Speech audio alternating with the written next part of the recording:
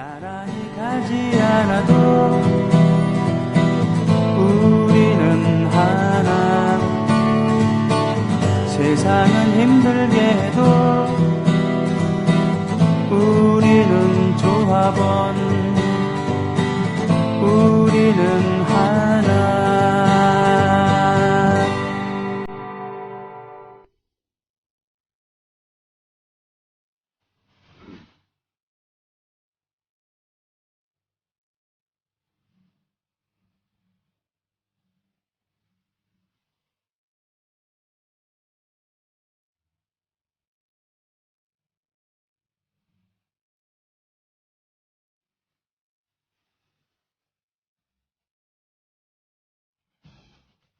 최동호의 스포츠당.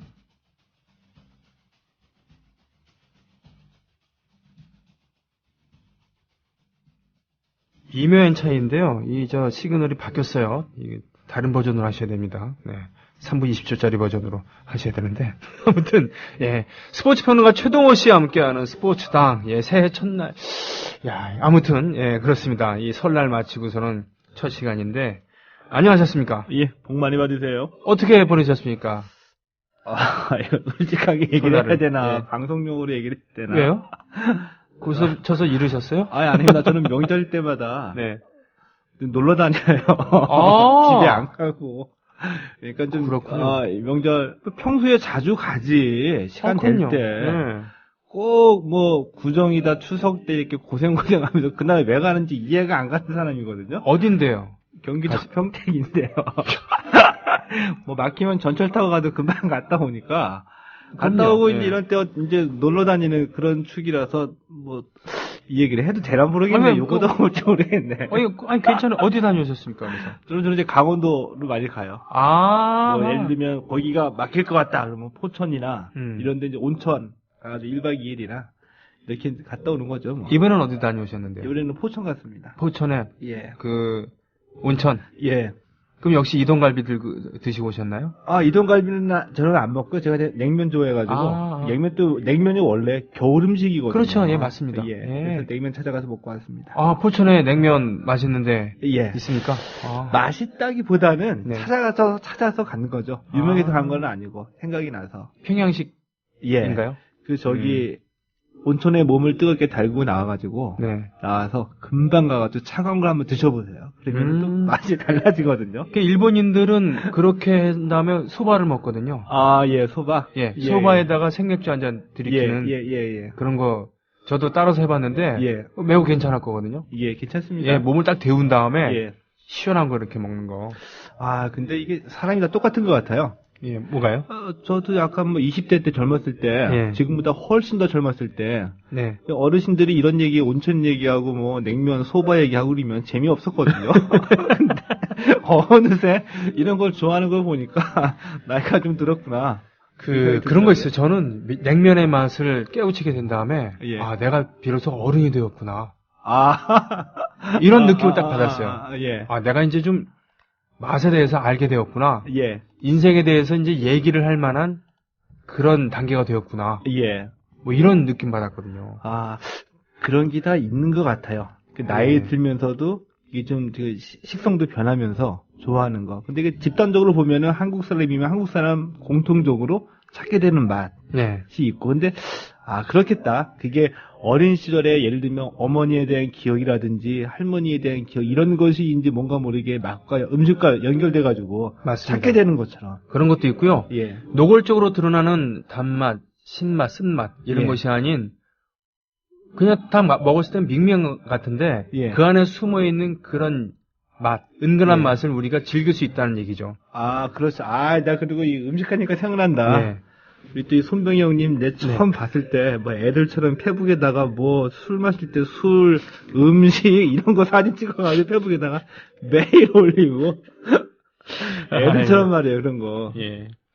그러면 이번 그 연휴 기간에 뭡니까 축구 경기가 2경기가 열려 있는데, 예, 그죠? 예. 그 소식은 또 모니터를 하셨을 거 아닙니까? 모니터를 했죠. 그리고 전화로 방송을 다 했죠. 그러셨군요. 열심히 본 것처럼 사실 열심히 보지는 않았는데, 예. 예. 짧게 한번 코멘트 해주시죠. 아마 이거 축구 평가전이 3차례 있었었죠? 네. 그리고서 이제 워낙 관심사이기 때문에 기사도 많이 나오고 분석도 많이 나오고 있는데, 저는 한 가지 말씀만 딱 드리겠습니다. 과거 2002년도에 네. 히딩크 감독, 1월 달에 이 북중미 골드컵이라는 대회에 나갔었거든요. 네. 성적 굉장히 안 좋았습니다. 예. 근데 안 좋을 수밖에 없었던 이유가 있었어요. 1월이 선수들 컨디셔닝이 좋을 때가 아니거든요. 아, 예. 예. 그리고 이 히딩크 이후에 독일 월드컵 때, 네, 네. 독일 월드컵 때도 1월 달 전주련 뭐 망가졌습니다. 그래가지고 뭐 바꿔라 뭐라. 네. 그 다음이 이제 남아공 월드컵 때 허정무 감독이었었죠. 네. 이때도 1월 달 별로 안 좋았어요. 예. 이게 무엇을 의미하냐 하면은, 이제 시기적으로 그런 면도 있고, 유럽파들이 참가를 못하니까. 네. 그리고, 이 감독이 평가전에서 얻고자 하는 거하고 일반 국민들의 기대감하고 간극이 있을 수 있다 이거죠. 네. 이제 홍명보 감독은 보니까 이제 원칙과 소신이 있어가지고 자기가 평가하고자 하는 걸 갔는데 이번에 원했던 건 뭐냐 하면은 이 가기 전에 분명히 얘기를 했어요. 월드컵 대표팀의 골격은 어느 정도 완성이 됐다. 네. 이 얘기를 뒤집어서 보게 되면은 이번에 유럽파가 빠지고 K리거에다가 J리거 한 2명 정도가 합류를 했거든요. 네. 여기에서 본선에 같이 갈 몇 명을 고르는 것이 이번에 목표다 이거죠. 그렇군요. 예. 그야말로 평가전이었군요. 예. 이제 그 검증인데 그 검증에서 예를 들어서 만약에 이제 김신욱이나 네. 박종우나 네. 이 윙백인 그 김진수나 이용우 선수 네. 정도에서 만약에 홍명보 감독이 자신감을 얻게 됐다, 확신을 하게 됐다. 네. 라고 하면은 나름대로 성과가 있는 거고 네. 눈에 띄는 눈에 띄는 선수도 별로 없고 네. 성적도 안 좋고 이렇게 되면 이제 홍명보 감독도 난감한 거죠. 근데 그거는 이제 홍명보 감독만이 알고 있겠죠. 그렇군요. 예. 근데 일반 우리 궁지의 정서는 이겨야지 기분 좋으니까. 하긴 뭐 히딩크 감독도 한때 별명이 5대0 감독이었잖아요. 5대0이었었고 저도 그때 얘기 많이 했었어. 이해가 안 간다. 근데 예. 그런 경험을 처음 했죠. 예. 히딩크 같은 유형의 지도자. 네. 그 전까지는 없었었잖아요. 그렇죠. 예. 그렇습니다. 하긴 뭐 하지만 월드컵 끝난 다음에 저희 예. 그 처형에서 기르기 시작한 흰 고양이 이름을 예. 히딩크라고 지었다고 하는 그런 영웅이 돼버렸습니다. 예. 자, 그리고 소치 동계올림픽. 예. 뭐 나흘인가요? 사흘 앞두고 있잖아요, 지금. 이번 주 토요일 새벽 1시. 네. 정확하게 1시 14분에, 이 러시아 소치. 네. 소치 그 피시트 올림픽 메인 스타디움에서 개막식을 가지고, 네. 17일간의 열전에 들어가게 됩니다. 네. 이 소치를 우리가 이름은 알고는 있죠. 하도 네. 이 평창 때문에 소치 해가지고. 그렇죠. 라이벌이었잖아요. 예. 그리고 동계올림픽이 열린다고 하니까 소치라는 이름을 알고 있는데, 이 동계올림픽이 열린다니까 소치가 좀 추운 동네인지 많은 분들이 알고 계시죠? 아, 추운 데가 아니에요? 아열대 기후의 도시예요. 휴양 도시. 따뜻해서. 그래요? 그래가지고 그 소치에 구소련의 그 스탈린 있죠. 네. 스탈린의 별장이 있어요. 푸틴 그렇습니까? 대통령의 별장도 있고. 그래요? 따뜻하고 뭐 기후가 좋고 해가지고 이 흑해 연안의 경치도 좋기 때문에 휴양 도시로 유명한 곳이거든요. 그런 데서 어떻게 동계올림픽을 하죠? 그렇죠? 예. 그런데 이 동계올림픽이 크게 나누면은 얼음 위에서 하는 빙상 종목, 네. 눈 위에서 하는 설상 종목, 네네네. 스키죠. 예. 그리고 얼음 위를 썰매로 타고 내려오는 썰매 종목으로 나누게 되는데 네네. 이 소치 시내에는 그 체육관을 지어가지고 빙상 종목만 하는 거죠. 아, 예. 그 소치에서 한 50km 정도 떨어진 곳에 가면 이제 카프카스 산맥이라고 있는데 예. 카프카스 산맥. 이 카프카스 산맥에 크라스나야 폴라냐라는 그 고지대가 있어요. 네. 거기에 원래 스키장이 몇 개 조그맣게 있었었죠. 네, 네. 여기에 이제 슬로프도 더 만들고 해가지고 이 그 썰매 종목하고 스키 종목은 한 50km 정도 떨어진 이 크라스나야 폴라냐라는 지역에서 네. 열게 되는 거죠. 하긴 뭐 서울에서 동계올림픽 하긴 힘들겠지만 예. 그 좀 몇십 킬로 위에 올라가서 강원도에 가면은 열려 있잖아요. 우리도 뭐 원주도 있고 원주에서도 열리고 평창 예, 동계올림픽 때 예, 예. 원주 강릉에서도 열리고 아하. 지역별로 이렇게 나눠져 있으니까요. 카프카스 산맥이면 역시 체첸공화국 에서 가까운 그쵸. 그런 거기군요. 예. 그리고 소치를 아마 우리 그 영화 하시는 분들은 잘 알고 계세요. 그래요? 매년 6월 달에 소치에서 네. 소치 영화제가 열리거든요. 아하. 예. 그래가지고 영화 하시는 분들 잘 알고 계실 겁니다. 그런데 이번에 보니까 그냥 50km 정도 떨어져 있잖아요. 네. 근데 지금도 한 일주일도 안 남았잖아요, 지금. 예, 예. 안 남았는데, 그 크라스나야 폴라냐에 있는 그 스노보드하고 스키, 그 프리스타일 스키, 네. 스노보드 경기장이 아직까지도 완공이 안 됐습니다. 아니 이게 웬 70년대 대한민국 같은 그렇죠. 또는 러시아도 참 이게 그 간단치 않은 동네예요. 76년도에 몬트리올 올림픽도 예. 경기 끝난 다음에도 한창 그 공사하고 그랬었잖아요. 그렇죠. 예, 그러니까 예. 선수들이 경기를 뛰는 데는 완공은 됐는데 네. 그 부대 시설이 있죠. 네, 네. 그러니까 세세하게 관중석이라든지 이런 것들이 이제 완공이 안 됐고 네. 이 러시아가 이번에 그 동계 올림픽, 소치 올림픽을 위해서 510억 달러. 그러니까 우리 돈으로 53조 원. 53조 원이면 우리나라 이 2014년도 올해 1년 정부 예산이 300조 원 정도가 되거든요. 네. 1년 예산의 한 6분의 1 정도를 이 올림픽 한다고 17일간 동안 쏟아붓는 겁니다. 엄청나네요. 예, 그렇죠? 근데 이 돈의 대부분이 이 소치가 워낙 큰 도시가 조그만 도시예요. 네. 그래가지고 올림픽 시설들을 대부분 다 새로 지어지거든요. 여기 아까 말씀드렸던 이 소치 시내하고 이 크라스나야 폴라냐 이 스키장 지역에 전기 고속철도하고 도로도 새로 개설하고 해가지고 네. 돈이 많이 들어갔는데 러시아도 그 얼마 전에도 터져 나왔죠 스캔들이. 네. 뭐냐면은 이 러시아 그 올림픽을 그 도와주고 있는 기업 중에 대표적인 사람이 마약과 연관되어 마약 장사라는 사람이다. 예. 뭐 이런 얘기 있었고 그리고 510억 달러가 쓰는데 애초 계획했던 것보다 사업비가 2배 이상 더 든 액수다. 왜 네. 그러느냐? 그러니까 뭐 전문용어로 삥땅이 많아서 하도 이래가지고 이제 했는데 그럼에도 불구하고 푸틴은 올해 연초에 연말연시 휴가 때에도 소치에 눌러 앉아가지고 여기저기 공사장을 돌아다녔죠. 밀어붙이고. 왜냐하면 강한 러시아. 예. 강한 러시아를 정치적인 그 퍼포먼스로 내걸고 러시아의 그 민족적인 자긍심을 보여주기 위한 무대로 솔직히 그 푸틴 대통령이 개인적인 정치적인 목표를 달성하기 위한 훌륭한 퍼포먼스 무대로 이번에 소치를 활용하겠다는 거죠. 참 그래도 그 레닌이나 뭐 이런 예. 사람들 보면은 뭔가 좀 철학자의 이미지도 좀 있었는데 혁명가 이미지 있었는데 예. 푸틴 보면은 참 예, 마초적이죠, 굉장히. 예. 그리고 지금 흘러나오는 스캔들이나 이런 거 보면은 그야말로 깡패스러운 참 깡패스럽고 한 3년쯤 전인가 네. 푸틴의 귀여운 딸이 있었잖아요. 네. 근데 귀여운 딸이 한국 남자애랑 만나고 있다. 네.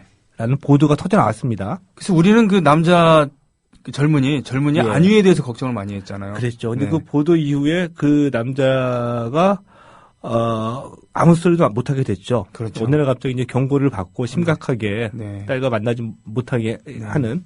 그래서 그 이후로 그 얘기가 쑥 들어갔죠. 네. 대단한 그 파워죠. 마초 중에 대마초. 죄송합니다. 예.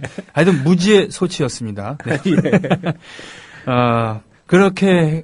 그렇군요. 자, 그 다음에 이제 경기 결과라든가 이런 예. 것은 저는 김연아 선수도 김연아 선수지만, 한 가지만 더 좀 예. 저기 한다면은 한국판 쿨러닝이라고 하죠. 우리 썰매 종목이요? 예, 그런 예. 선수들의 이 얼만큼 열심히 해줄 것인가, 또 얼마나 또 그 감동적인 스토리가 나올 것인가, 이게 기대가 좀 있어요. 예. 이번에 좀 기대를 해도 될 것 같아요. 정말요? 예, 왜냐하면은 우리나라가 이 스포츠가 점프를 하게 된 게 이제 모멘텀이 있었거든요. 네. 첫 번째 모멘텀은 뭐냐면은 이 88 서울 올림픽. 우리가 치르는데 네. 이 올림픽도 잘 해야 되지만 남의 잔치를 만들 수는 없다. 그렇죠. 라고 해가지고 올림픽 꿈나무서부터 시작해가지고 엄청나게 그 투자를 하고 육성을 했죠. 네. 그러니까 2018년에 이 평창 동계 올림픽이 열리게 되니까 네. 또 남의 잔치 만들 수는 없다 해가지고 네. 동계 종목을 육성을 하기 시작했는데 네. 그 결과가 조금씩 나오고 있습니다. 대표적으로 이번에 우리가 썰매 종목이라고 하면은 종목이 3개가 있거든요. 네. 우리가 잘 알고 있는 봅슬레이, 봅슬레이. 그 무한도전을 통해 가지고 많이 소개가 됐죠. 네. 루지하고 스켈레톤입니다. 네. 근데 루지하고 스켈레톤 똑같이 이제 그 활주로를 네. 썰매를 타고 내려오는 건데 루지는 어떻게 말씀드려야 되나? 누워서 눕습니다. 네. 그래가지고 머리가 뒤에 있어서 네. 이렇게 아래를 내려다보고 내려오고 스켈레톤은 엎어져서. 엎드려가지고 머리가 먼저 내려오는 거죠. 얼마나 이런 무서울까? 종목인데 여기에서도 이 월드컵 대회라고 해가지고 대륙간컵이라고 해서 그러니까 A급 대회는 아니고 B급 대회인데 이 대륙간컵 대회에서 우리가 우승도 하기도 하고 해가지고 가능성을 보였죠. 근데 이들의 목표는 뭐냐면 이번에 우리가 71명이 출전하거든요. 네. 근데 역대 최대 규모예요. 아. 근데 이 중에 메달을 안 따도 좋다. 네. 톱 10에 들어가는 경험, 네. 국제대회 경험을 쌓아가지고 목표는 평창이다. 네. 라고 해가지고 많은 선수들을 보냈죠. 네. 썰매에서 몇 개 종목의 톱 10을 예상하고 있고요. 그리고 이 여자 컬링이라고 아, 예. 컬링 아시죠? 빗자루 쓰는 거요? 빗자루 쓰는 네, 거. 네. 그 컬링도 이 비인기 종목이라서 많이 알려지지 않아서 그런데 네. 컬링 연맹이 제가 보기엔 다른 연맹에 비해서 굉장히 착실하게 준비를 했어요. 올림픽 메달 프로젝트를 가동을 하는 거죠. 몇 년 전서부터. 네. 착실하게 이 선수들을 육성해와가지고 많이 알려지지는 않았지만 이 지난해에 이 중국 오픈 대회에서 우승도 하고요. 네. 아시아 태평양 대회에서 우승도 하고 유니버시아드에서도 4강에 진입을 했었거든요. 이런 성적을 냈죠. 네. 거기다가 이 컬링 대표팀이 경기도청 단일팀이 대표팀으로 좀 선발됐거든요. 팀워크도 굉장히 좋습니다. 예. 그리고 아마 평창이 없었으면은 꿈에도 못 꿀 일인데 이번 소치 들어가기 전에 한 달 동안 스코틀랜드 가가지고 전지훈련을 하고 전지훈련 끝나자마자 곧바로 소치를 가거든요. 그 제가 보기에는 그게 많은 도움이 될 것 같아요. 아, 스코틀랜드. 저는 스코틀랜드는 저한테 꿈의 고장입니다. 아, 그렇습니까? 예. 왜? 성지와 같은 곳이죠. 왜 어떤 의미에서? 스카치 위스키를 좋아하거든요. 자, 예. 1954년 스위스 월드컵 얘기를 오늘 해주신다고 하셨습니다. 예. 저한테 심각해요. 왜 그러세요? 아닙니다. 스코틀랜드. 좋죠. 예. 54년. 네. 지난번에 이 해방 직후에 우리나라 이 체육기관에서 얘기를 하다가, 말씀을 드리다가, 여러 가지 얘기를 했었었죠. 네네. 52년 그 올림픽 얘기하고, 54년, 헬싱키 올림픽 52년도에. 그 필리핀에서 했던 그 마닐라 아시아 경기대회 얘기까지 했었었는데, 가장 이 국민적인 관심을 모으는 이 대형 이벤트가, 54년에 터지게 됩니다. 이제 스위스 월드컵이죠. 근데 스위스 월드컵은 월드컵 사로도 봤을 때 굉장한 의미를 갖고 있어요. 아, 그렇습니다. 왜냐하면 이 54년 스위스 월드컵 이전에는 아시아 팀이 출전이 없었어요. 왜냐? 아예 쿼터를 배정을 안 했으니까. 그렇군요. 54년 이 스위스 월드컵에서 FIFA가 최초로 아시아권 국가의 티켓 한 장을 배분한 겁니다. 그러고 보면은 올림픽도 그랬었잖아요. 1896년도에 첫 올림픽은 이렇게 성대하지 않았고. 그랬죠. 심지어는 몇 회 올림픽인가요? 마라톤러가 달리기를 하는데 개가 쫓아갖고 고생하기도 하고. 그거는 2004년에도 그랬습니다. 아테네 올림픽 때 맨 마지막 부분에. 1930년에 생긴 월드컵도 우루과이에서 첫 해였습니다만 유럽권 특히 어디입니까? 영국 같은 데서는 콧방귀도 안 꼈잖아요. 그랬죠. 그렇죠? 그때 월드컵의 역사도 유럽과 남미의 자존심 대결로 시작이 됐습니다. 예. 그래서 우루과이가 이 월드컵 초창기에는 굉장히 그 콧방구 깨나 꼈던 1회 때는 우승도 했었죠. 그리고 스위스 54년 이전 대회에서 우승국이기도 하고요. 그렇군요. 예. 이렇게 이제 54년 스위스 월드컵에서 아시아 팀이 처음으로 출전하게 됐고, 그리고 이 54년 스위스 월드컵에서 최초로 이 월드컵이 TV로 중계가 된 대회이기도 합니다. 그러면서 이제 상업화에 눈을 좀 뜨게 된 거죠. 그렇군요. 근데 우리는 참 먹고 살기 힘들었었잖아요. 전쟁이 끝난 지 얼마가 안 됐으니까. 예. 그래서 이 월드컵이 열린다는 소식은 이제 들어서 우리도 이제 출전을 하려고 하는데 우리가 우리 예선에 함께 묶인 나라가 이때 제가 보기엔 굉장히 쉬웠어요. 지금보다 딱 3나라가 있었습니다. 아시아에서 아시아 예선에 딱 3나라만 출전했다는 얘기예요? 예. 3나라인데 그중에 또 운 좋게도 한 나라가 스스로 포기했어요. 뭐냐면 우리나라, 한국, 일본, 그리고 그 당시 국호로 중공이 중화인민공화국이죠. 그렇죠. 예. 근데 중공은 참가를 거부했습니다. 왜냐하면 한 1950년대까지만 하더라도 이 공산주의 사회주의권 국가들은 이 월드컵과 올림픽을 거부했죠. 자본주의 국가들의 잔치라고 해가지고. 그런데 그 중공이 탈락하니까 한국과 일본 두 나라만 다 남은 거예요. 네. 근데 홈앤드 어웨이 우리나라에서 한번 하고 일본 가서 한번 해가지고 네. 결판을 내서 이기는 팀이 네. 단번에 올라가는 겁니다. 네. 참 쉬웠죠. 그렇군요. 예. 그러나 일본이잖아요. 일본이죠. 그래서 이제 이 소식을 듣고서 이제 이승만 대통령한테 네. 이제 보고를 합니다. 아무 대답도 안 하죠. 그 알아서 깁니다. 이제 와가지고 못 가겠다 이거죠. 안 보낸다. 그러니까 이승만 대통령이 우리 해방 이후에 네. 일본하고 한일 국교 정상화되기 전까지 네. 국교가 단절된 나라였었잖아요. 그렇죠. 그렇죠? 네. 네. 일본에 갈 수도 없고 일본인이 우리나라에 들어올 수도 없고 민족적인 감정으로도 특히나 이승만 대통령이 내 눈에 흙이 들어오기 전까지 외놈들을 한국 땅에 들일 수가 없다. 그게 이제 본심이었는지 아니었는지 저는 모르겠으나 일단 오바고 지랄이야. 예, 일단 이렇게 예. 얘기를 했습니다. 네. 얼마나 뭐 그렇게 했는지 이제 모르겠지만 네. 말은 했습니다.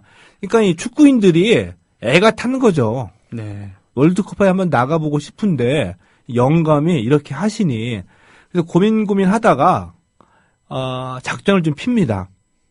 이 제1동포들도 난리법석을 폈어요. 예. 이 제1동포의 사기 진작을 위해서라도 이 축구 대표팀을 보내달라.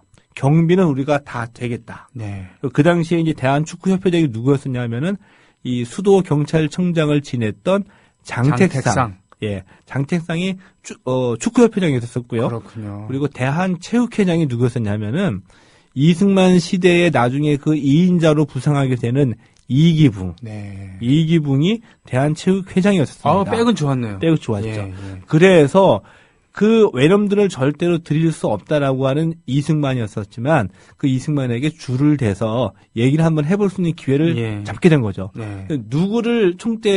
누구에게 총대를 지어줬냐 하면은 네. 이기붕에게 총대를 지어줬습니다. 근데 이기붕도 워낙 그 기는 스타일이었기 때문에 네. 딱 이렇게 뭐 정면으로 이렇게 전문용어로 쇼부를 치는 스타일은 아니었었고요. 예. 눈치를 보다가 은근슬쩍 한마디를 흘립니다. 어쩌다 일본 얘기가 나왔을 때 네. 지나가면서 이기붕이 일본을 이길 수 있는 게 있는데 일본을 이길 수 있는 게 있는데 이 얘기 한마디 흘리니까 이승만이 뭐야? 예, 뭡니까? 예. 이게 급하게 이제 반응이 오는 거죠. 네. 그래서 카카.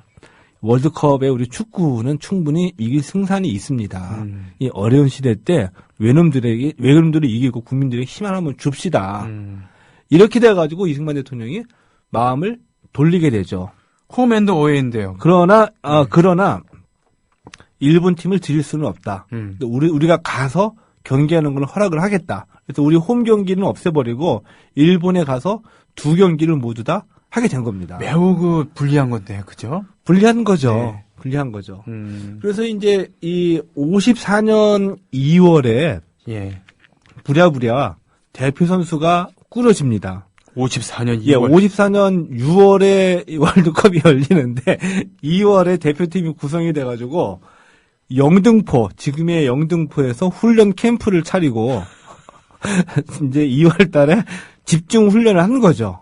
네. 그리고 일본과의 경기를 위해서 우리가 3월 1일에 이 군용기를 타고서 하네다 공항에 도착하게 됩니다. 예. 근데 그때 하네다 공항에 내렸을 때에 그때 이제 당시 그 막내로 참가했던 선수의 증언을 들어보니까 네. 분위기가 그러니까 그 짐작이 가잖아요. 우리 해방 이후에 공식적인 그 일본과의 스포츠 첫 번째 대결이 이었었고 네. 얼마나 그 민족적인 감정이 일본에 대해서 악감정이 있었습니까? 그렇겠죠. 근데 군용기를 타고서 내려온 순간 하네다 공항에 첫 발을 내딛는 순간 마치 그 전쟁하러 적진에 들어가는 심정이었었다. 분위기가. 네. 근데 그런 느낌이었었다 그래요. 그래서 3월 1일에 도착하고 난 다음에 그 당시에 이제 도쿄에 있던 메이지 신궁 경기장에서 1차전과 2차전을 모두 치르게 되는데 1차전에서 우리가 5대1로 대승을 거뒀습니다. 대단하네요. 근데 대승을 거두게 된 결정적인 그 이유 중에 하나가 3월 1일 도착 때서부터 그 이상 기변이었었대요. 그 도쿄에. 예. 그래가지고 그 이 3월 달인데도 진눈깨비가 일주일 동안 계속 내렸다고 합니다. 예. 그러니까 그라운드가 네. 엉망이 된 거죠. 이 축구화로 이제 신고서 몇 번 뛰기만 하면 완전 논두렁이 돼버리는 이제 그런 날씨였었죠. 논두렁 축구였구나. 예, 그 논두렁 예. 축구였었는데 그래도 우리가 좀 그 당시에 우리 그 상해나 베이징에서 축구를 했던 해외파가 있기 때문에 예. 이런 날씨에는 무조건 킥 앤드 러시다.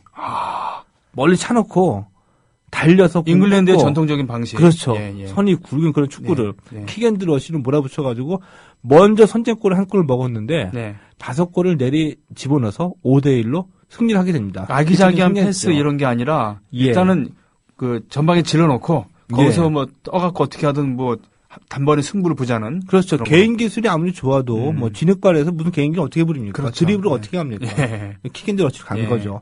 근데 그 당시엔 TV가 없었잖아요. 그렇죠. 우리나라 TV. 우리나라 없었죠. TV 자체가 예, 없었습니다. 예. 라디오는 그때 있었었죠. 네. 라디오 중계로 이 고국에 전해진 겁니다. 예. 그래서 우리 모두가 알고 있는 그 심파주 멘트 있죠. 고국에 계신 동포 여러분. 아, 네. 여기는 일본 도쿄 메이지 신궁 경기장입니다. 예. 온 국민이 거기 다 매달렸다는 겁니다. 왜냐하면 일본과의 첫 번째 경기였었으니까. 온 국민을 열광케 한 거죠. 네. 그리고 이 온 국민은 그러니까 우리나라 땅에 있었던 국민은 열광했고 일본에 사는 제일 동포들은 눈물바다를 이룬 거죠.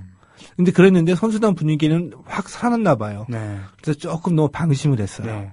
반면에 일본은 1차전에서 5대1로 대피했으니까 네. 2차전에서 죽기 아니면 살기다 네. 라고 들이댄 거죠. 네. 2차전 스코어는 2대2로 무승부를 기록합니다. 그래서 오호. 우리가 1승 1무 네. 일본을 제치고 54년 스위스 월드컵에 드디어 이제 월드컵 무대에 발을 디디게 된 거죠. 예. 근데 이 3월 달에 우리가 예선을 거치고 티켓을 잡았잖아요. 네. 근데 지난 시간에 말씀드렸던 54년 필리핀 마닐라 아시아 경기대회가 그 직후에 열렸거든요. 네. 그래서 축구대표팀이 그 아시아 경기대회에 갔다 오고 참가해서 준우승을 하고 난 다음에 최종적으로 5월 달에 최종 멤버를 22명을 선발했어요. 예. 그리고 5월 달에 선발하고 난 다음에 6월 달에 본선에 참가를 한 거죠. 네. 지금으로 보면은 뭐 전지훈련이니 뭐 평가전이니 이런 거 뭐 그런 거 전혀 네. 없고 네. 그냥 간 겁니다. 네. 갔는데 이제 6월 19일에 이 스위스 월드컵 개막 날이었기 때문에 이제 5월 달 정확한 날짜인지 기억이 안 나는데 출발했어요. 출발을 어떻게 가냐면은 우리가 이때만 되면 맨날 등장하는 비행기가 있죠. 미국 수송기. 대한항공이 아니라 군용기 타고서 이제 또 일본으로 또 갑니다. 하네다 공항으로 예. 22명이 갔는데 하네다 공항에서 난리가 났어요. 왜요? 그러니까 뭐 그 전에도 뭐 국제대회 참가한 경이 없었던 바는 아니나 당시 그 축구협회의 그 담당 직원이 네. 이분이 그 비행기도 버스나 기차처럼 그냥 가가지고 표 끊어서 가면 되는 줄 알고 예약을 전부 다 안 해놨던 겁니다. 그러니까 선수단 가가지고 뭐 비행기 또 타자 표 사봐 했더니 거기서 어떻게 표가 나와요. 표가 없는 거죠. 미치겠다. 그래서 하네다 공항 가가지고 표가 없어서 난리를 칩니다. 예. 그래서 원래 계획이 이제 로마를 거쳐가지고 일본에서 로마 가서 로마에서 이제 취리를 가는 건데 네. 로마행 가는 비행기가 13표밖에 못 구했어요. 그러니까 한 표 한 네. 표씩 이제 그 남는 거 네. 해가지고 수집을 했는데 13표밖에 없습니다. 네. 그 나머지 9명은 어떻게 해요? 거기서 뭐 수소문 해가지고 그 다음 날 방콕 가는 비행기가 있다. 다음 날도 아니고 다음 날. 예, 방콕 가게 되면은 방콕에서 그 인도 캘커타 거쳐가지고 로마로 갔다가 취리를 가는 비행기편이 있으니까 그리로 가라. 어쩔 수가 없었었죠. 예. 의도치 않게 1진과 2진으로 나눠서 13명은 먼저 이제 그 하나다에서 비행기 타고 로마로 가고 나머지 9명은 방콕으로 가게 된 거죠. 그렇군요. 여기까지 일단. 예. 일단은 저는 그렇게 친일파들을 중용을 하고 거의 친일파들이 판치는 그런 나라에서 일본 선수들을 입국하게 할 수 없다. 예? 나가서 싸워라. 뭐 이렇게 하는 오버야말로 정말 진상짓의 극치라고 보고요. 그게 그렇습니다. 평소에 자신 있는 사람이라고 한다면은 그런 것에 가지고 과도하게 오버할 필요가 없거든요. 네. 뭐 이런 일화가 있었습니다. 아무튼 장하게도 첫 한일전을 이렇게 멋지게 적지에 가서 승리로 장식을 하고 그리고 산 넘고 물 건너서 스위스 쭈리에까지 가는 그런 과정까지 얘기를 했습니다. 더불어 행복한 세상 너와 나의 꿈이 눈앞에 국민 TV 민중의 소리가 들리는가, 인민의 소리가 들리는가. 이거 꼭 이제 국민의 소리가 들리는가라고 꼭 국민자를 붙여야지만 직성이 풀리는 분들이 계시죠. 국민이라는 것은 그렇습니다. 한국 신민의 약자였었죠, 예전에는. 그죠? 그렇기 때문에 국민학교라는 그런 이름을 폐지하려고 그랬던 것이고요. 개개인 한 명이 근대적인 자각을 갖고 있는 시민, 인민, 또는 민중, 뭐 이런 단어를 저는 쓰려고 하는 것이고, 그렇습니다. 그런 거 있잖아요. 전쟁에 실패한, 전투에 실패한 방위는 용서할 수 있어도 퇴근에 실패한 방위는 용서할 수 없는 것. 이런 것처럼 예약에 실패한 축구협회 직원은 정말 옳지 않은 거 아니겠습니까? 예. 옳지 않죠. 어떻게 그럴 수가 있어요, 선수들. 옳지 않은데, 그 축구협회 직원의 실수 때문에 또 엄청난 일들이 계속 벌어집니다. 얘기 좀 해주세요. 이거 참 웃으면 안 되는 건데. 하네다 공항에서 이제 로마를 거쳐갔던 팀은 네. 이제 그나마 이제 취리히에 도착을 했어요. 네. 이제 이 팀이 이제 그 일인들 말하자면 네. 그 태국 거쳐가지고 오는 이 팀을 기다려야 되는데 네. 안 와요. 연락도 안 되고 내일이 경기인데.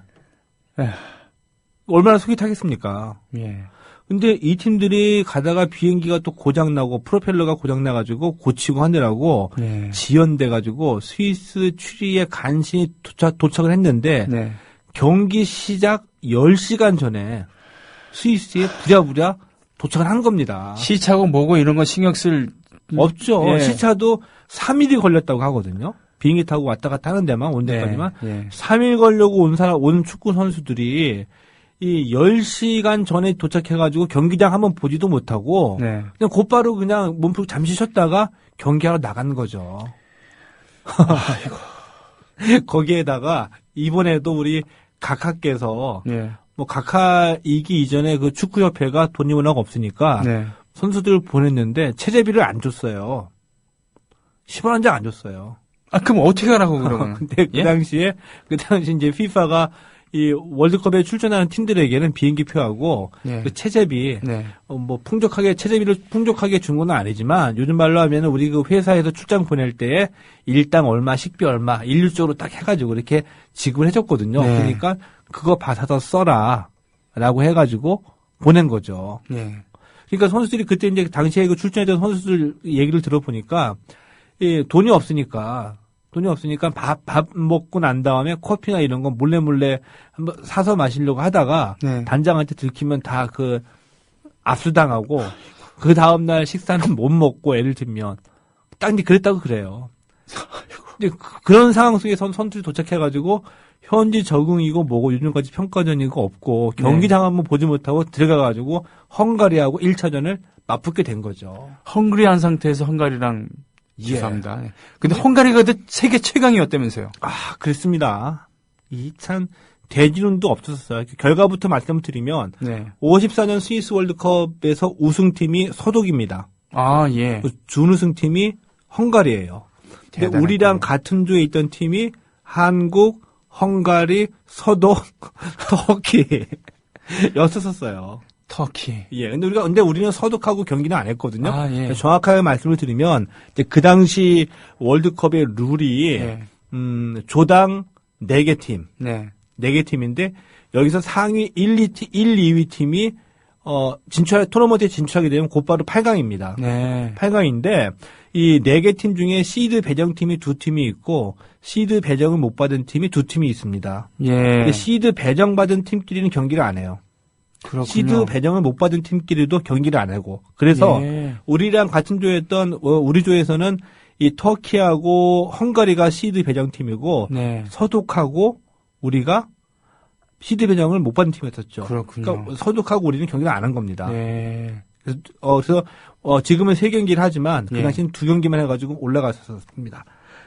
근데 우리가 그렇게 뭐 허겁지겁 해가지고 막 가는 한국 대표팀이었는데 네. 헝가리가 어떤 팀인지 거기에 누가 있는지 그것도 한참 모르는 거죠. 이제 도착하고 난 다음에 몇 시간 뒤에 경기인데 헝가리가 어떤 팀이냐 이제 뭐 수소문에서 좀 알아보니까 네. 그 단장이 경기 직전에 들어와가지고 이제 말씀을 하신 거죠. 예. 야, 헝가리 세대. 이런 정도로 세대 잘한대. 근데 얼만큼 잘하는지 뭐 그런 수준이 아니라 그 당시 세계 최강이었었거든요. 네. 어떻게 말씀을 드리냐면 헝가리가 50년 5월서부터 네. 이 54년 스위스 월드컵 결승전 이전까지 한 번도 져본 적이 없는 팀이었었습니다. 4년 동안. 예. 그러니까 이게 32연승. 달리던 세계 최강팀이었었고, 그 당시 50년대 축구계에 이 헝가리 축구가, 태풍과 같은, 네. 혁명과 같은 변화를 일으키게 되거든요. 어떻게요? 그게 뭐냐면, 이제 4-2-4 포메이션을 처음 들고 나온 겁니다. 4-2-4 포메이션이 어떤 거죠, 그러니까? 4-2-4 포메이션이 왜 그 당시 이 세계 축구계에 이 혁명과 같은 충격을 줬냐 하면은, 네. 그 이전까지만 하면은, 예를 들어가지고, 포메이션은 진영을 갖고 있잖아요. 갖고 네. 있게 되면은, 예를 들게 되면은, 이 수비수는 수비수 자기 위치, 네. 미드필더는 미드필더 자기 위치, 공격수는 공격수 자기 위치를 반드시 지켜야지만 되는 거죠. 네네.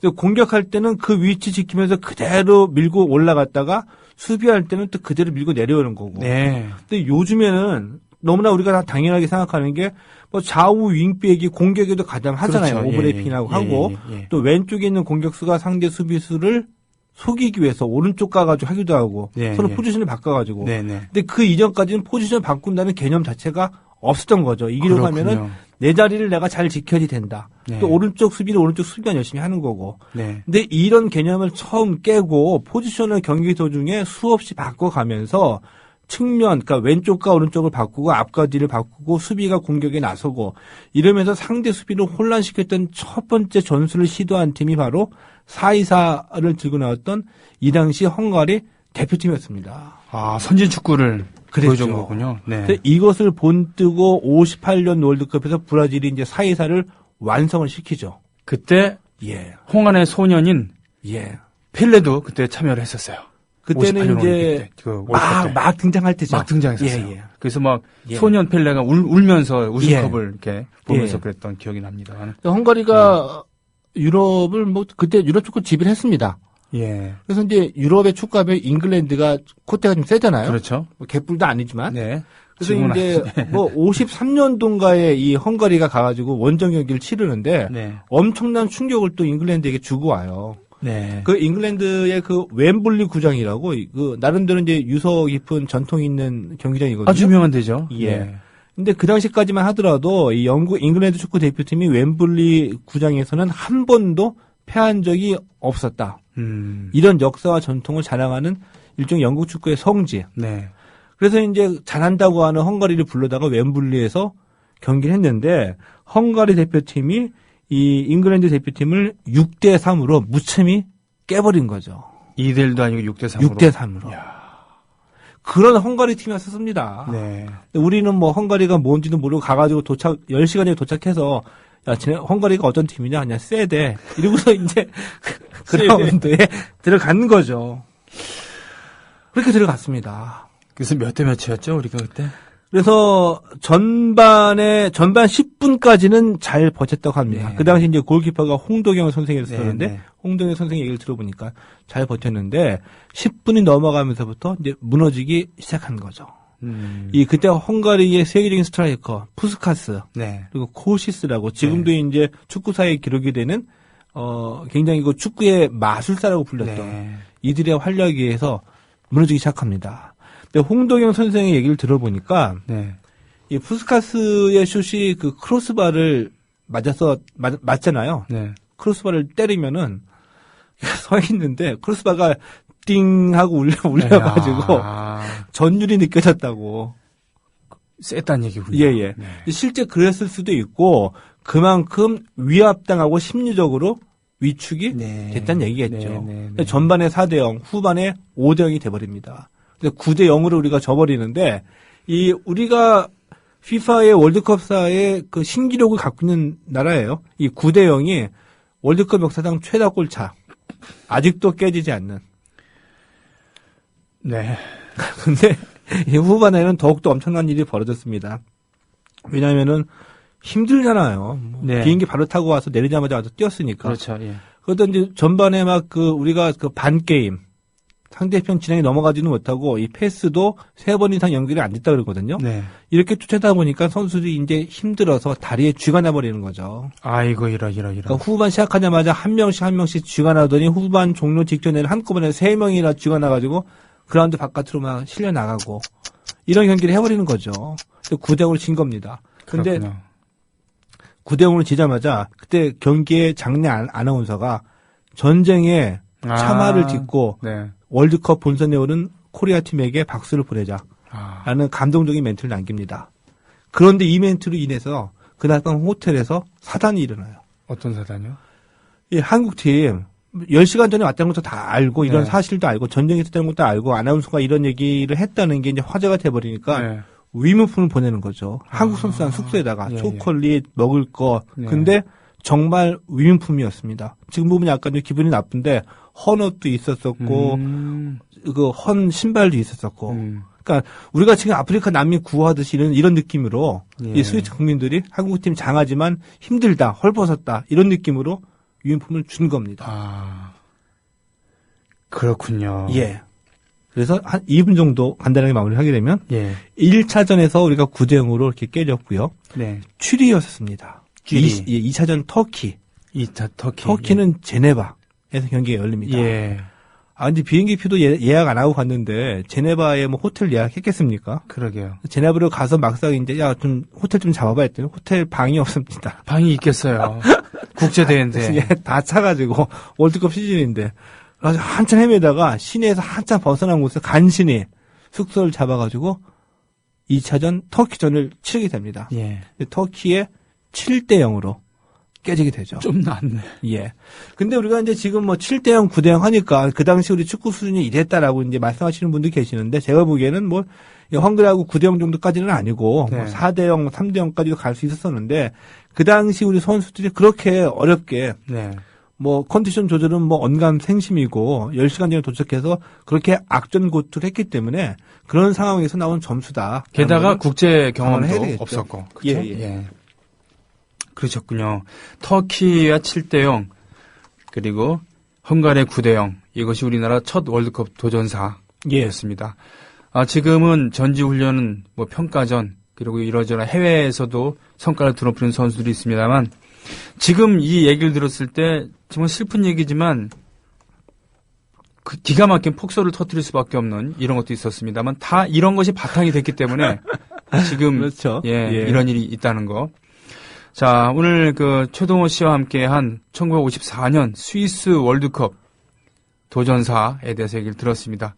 다음 주에는 소치 동계올림픽이 한창 시동 걸어서 이틀 소치 정도 올림픽 얘기를 반을 하고 네 나머지는 이제 60년대로 벌써 넘어가게 되네요. 그렇게 됩니까? 예. 뭐 소치 올림픽에 대해서 할 얘기가 없을 수도 있겠고 뭐 그건 좀 가봐야 되겠습니다. 근데 예. 올림픽에서 분명히 뭔가 일이 생깁니다. 그렇습니까? 예. 예, 알겠습니다. 최동호 씨와 함께한 최동호 씨와 함께한 스포츠당 오늘 이것으로 마치겠습니다. 고맙습니다. 예, 고맙습니다. 오늘 새로 가입해주신 조합원 여러분 많이 계십니다. 전남 여수시에서 원방님, 파주시 문산읍에서 이민혁 조합원님, 용인 수지에서 프로 LED님, 그리고 못된 늙은님 서울 송파구에서 오셨습니다. 예, 또 사는 것을 밝혀주지 않으신 초이스님, 충북 청주시 상당구에서 브레드 페니님, 서울 관악구 봉천동에서 행복날개님, 이렇게 둘, 넷, 여섯, 7분께서 2시간 동안 가입해 주셨습니다. 고맙습니다. 반갑습니다. 여러분, 내일 뵙겠습니다. 고맙습니다.